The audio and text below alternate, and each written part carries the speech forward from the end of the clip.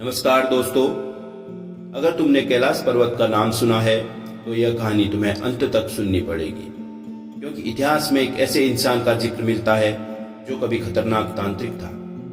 कहा जाता है उसने एक ही रात में लगभग 80 लोगों की जान ले ली, लेकिन वही इंसान बाद में इतना बड़ा संत बना कि आज भी तिब्बत में लोग उसे भगवान का रूप मानते हैं। और सबसे चौंकाने वाली बात, कुछ कथाओं के अनुसार वही इंसान कैलाश पर्वत की चोटी तक पहुंचने वाला इकलौता व्यक्ति था।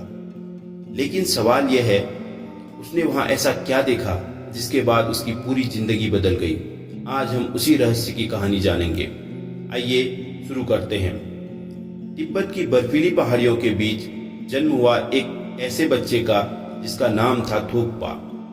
बाद में वही दुनिया में मिलारेपा के नाम से जाना गया। उसका बचपन बहुत खुशहाल था। परिवार अमीर था, घर बड़ा था और गांव में सम्मान भी बहुत था। लेकिन एक घटना ने सब कुछ बदल दिया। जब मिलारेपा सिर्फ 7 साल के थे, उनके पिता की अचानक मृत्यु हो गई। मरने से पहले पिता ने अपनी संपत्ति अपने भाई को सौंप दी ताकि वह परिवार की देखभाल करे। लेकिन जैसे ही पिता की मृत्यु हुई, उनके चाचा और चाची का असली चेहरा सामने आ गया। उन्होंने पूरी संपत्ति पर कब्जा कर लिया और मिलारेपा उनकी माँ और बहन को नौकरों की तरह रहने पर मजबूर कर दिया। अपमान, गरीबी और दर्द, यह सब मिलकर एक दिन बदले में बदल गया। मिलारेपा की मां ने कहा, अगर न्याय नहीं मिलता तो बदला लिया जाएगा। और यहीं से शुरू हुई एक ऐसी कहानी जिसने पूरे तिब्बत को हिला दिया। मिलारेपा अपने गांव को छोड़कर निकल पड़े। उन्होंने तांत्रिक विद्या सीखना शुरू किया। कई सालों तक कठिन साधना करने के बाद उन्होंने ऐसी शक्तियां प्राप्त कर ली जिनसे वे प्राकृतिक आपदाएं भी पैदा कर सकते थे। पहला बदला भयंकर ओलों की बारिश, जिससे उन्होंने दुश्मनों की सारी फसलें नष्ट कर दी। लेकिन यह तो बस शुरुआत थी। कुछ समय बाद एक मौका आया। उनके चाचा के बेटे की शादी थी। पूरा गांव एक जगह इकट्ठा था। उसी रात मिलारेपा ने अपनी सबसे खतरनाक तांत्रिक शक्ति का प्रयोग किया। अचानक अफरा तफरी मच गई। जहरीले जीव दिखाई देने लगे और फिर घर की छत गिर गई। उस रात लगभग 80 लोगों की मौत हो गई। मिलारेपा का बदला पूरा हुआ, लेकिन कहानी यहाँ खत्म नहीं होती, क्योंकि बदला लेने के बाद मिलारेपा को खुशी नहीं मिली। उन्हें अपराध बोध होने लगा। उन्हें एहसास हुआ कि कई निर्दोष लोग मारे गए और यहीं से उनकी जिंदगी ने सबसे बड़ा मोड़ लिया। मिलारेपा अब शांति चाहते थे, काले जादू से दूर जाना चाहते थे। इसी दौरान उनकी मुलाकात एक बौद्ध गुरु से हुई। उस गुरु ने उन्हें एक महान शिक्षक के पास भेजा, गुरु मारपा। लेकिन मारपा ने उन्हें आसानी से शिक्षा नहीं दी। मारपा ने मिलारेपा से कहा, अगर ज्ञान चाहिए तो पहले खुद को बदलना होगा।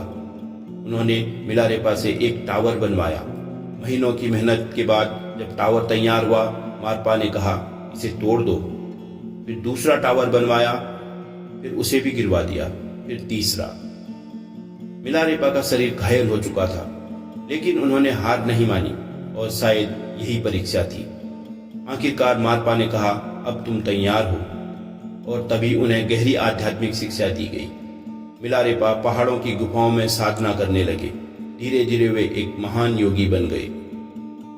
उनकी ख्याति दूर दूर तक फैलने लगी। लेकिन उनके जीवन की सबसे रहस्यमयी घटना अभी बाकी थी। कहा जाता है कि एक समय मिलारेपा कैलाश पर्वत की ओर गए। कैलाश, जिसे कई धर्मों में सबसे पवित्र माना जाता है, जहां आज तक कोई आधिकारिक रूप से नहीं चढ़ पाया। लेकिन एक कथा के अनुसार मिलारेपा ने इसकी चोटी तक पहुंचने की कोशिश की। इसी दौरान उनकी मुलाकात एक दूसरे साधक से हुई। दोनों के बीच चुनौती हुई। जो पहले चोटी तक पहुंचेगा वही महान सिद्ध माना जाएगा। दूसरा साधक तेजी से चढ़ने लगा, लेकिन मिलारेपा शांत होकर ध्यान में बैठ गए। फिर सूरज उगा और उसी क्षण मिलारेपा आगे बढ़े। कथा कहती है कि वे सबसे पहले शिखर तक पहुंच गए। जब वे नीचे लौटे तो उन्होंने कहा, यह स्थान साधारण मनुष्यों के लिए नहीं है, यह दिव्य स्थान है। और तभी से कैलाश को लेकर रहस्य और भी गहरा हो गया। बाद में मिलारेपा एक महान गुरु बन गए, लेकिन एक व्यक्ति उनसे जलता था। उसने उन्हें जहर देने की योजना बनाई। एक महिला के हाथों जहर मिला दही भेजा गया, लेकिन मिलारेपा सब समझ गए। फिर भी उन्होंने वह दही खा लिया, क्योंकि उन्हें पता था उनका समय पूरा हो चुका है। मरने से पहले उन्होंने अपने शिष्य से कहा, जीवन को व्यर्थ मत गवाओ। सच्चा ज्ञान बाहर नहीं, अंदर मिलता है, और जो खुद को जान लेता है उसे किसी चीज से डर नहीं लगता। लेकिन आज भी एक सवाल रह जाता है, क्या सच में कोई इंसान कैलाश पर्वत की चोटी तक पहुंचा था, या यह सिर्फ एक आध्यात्मिक कथा है? आप क्या सोचते हैं कमेंट में जरूर बताना। और अगर आप ऐसे पसंद करते हैं तो चैनल को लाइक करें, सब्सक्राइब जरूर करें। हर हर महादेव।